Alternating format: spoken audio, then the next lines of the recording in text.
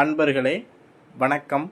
நாம் இன்னைக்கு வீடியோ பதிவில் எதை பற்றின தகவலை நம்ம பார்க்க போகிறோம் அப்படின்னு பார்த்தீங்கன்னா, இன்றைய காலகட்டத்தில் பார்த்திங்கன்னா இந்த அங்காளி பங்காளிக்காரருக்குள்ளே பார்த்திங்கன்னா சொத்து பிரச்சனைனால என்ன செய்கிறாங்கன்னா, செய்வன வைக்கிற அளவுக்கு என்ன செஞ்சிடறாங்கன்னா இன்றைய காலகட்டத்தில் சூழ்நிலைகள் அதற்கு தகுந்தாற்போல் மாறிடுது. சரிங்களா? என்னென்னா பங்காளிக்காரர்களுக்குள்ளேயே இந்த விஷயத்தை செஞ்சுக்கிறாங்க.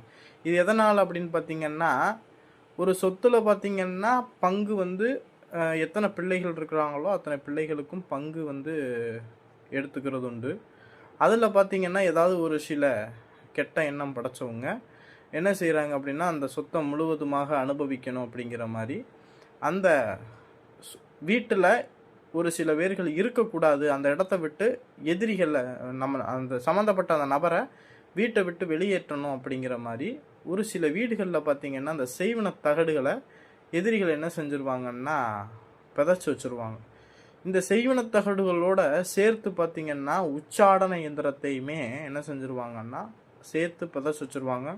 அந்த எந்திரத்தை பார்த்திங்கன்னா மயான சாம்பல்லையுமே எழுதி அந்த சாம்பலை மந்திர உரு கொடுத்து அதை கொண்டு எதிரி இருக்கக்கூடிய வீட்டு வாசலில் கொண்டு ஊதி விட்டாங்க அப்படின்னா அந்த வீட்டில் அந்த நபர் என்ன செய்ய முடியாதுன்னா இருக்க முடியாது. அந்த இருக்க முடியாத சூழ்நிலைகளை பூராமே அந்த இடத்துல அது உருவாக்கும். சரிங்களா? அப்போனா அந்த இடத்துல என்னென்ன பிரச்சனைகள்லாம் நடக்கும்? குடும்பத்தில் கணவன் மனைவிக்குள்ள அடிதடி பிரச்சனை. சரிங்களா? எப்போ பார்த்தாலும் சண்டை சச்சரவு, குடும்பத்தில் மன நிம்மதியே இருக்காது.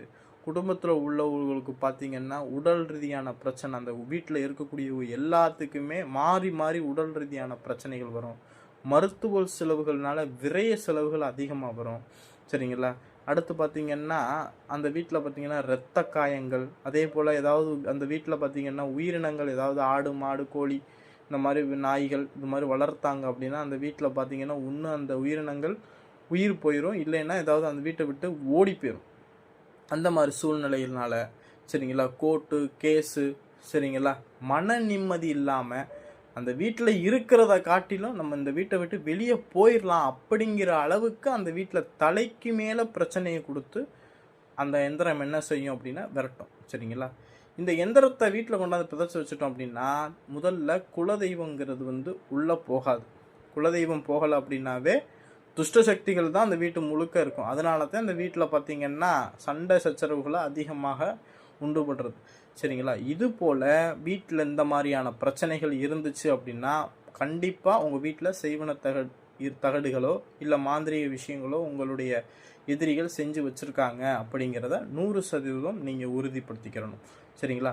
அதன் பிறகு நான் சொல்லக்கூடிய இந்த சக்கரத்தை, சரிங்களா, இந்த சக்கரத்தை நீங்கள் பூஜையில் மந்திர உரு கொடுத்து நீங்கள் என்ன செய்யணும்னா கொண்டு போய் வீட்டில் நீங்கள் கட்டி நான் சொல்கிறது போல் 21 தினங்கள் அந்த வீட்டில் நீங்கள் பூஜை செய்து வந்தீங்க அப்படின்னா கண்டிப்பாக அந்த வீட்டில் இருக்கக்கூடிய அவங்க எதிரிகள் செஞ்சு வச்சுருக்கக்கூடிய அந்த மாந்திரிக விஷயங்கள் அதோடைய சக்தி அது இழந்து அந்த விஷயத்தை அது செயல்படுத்த விடாது. சரிங்களா?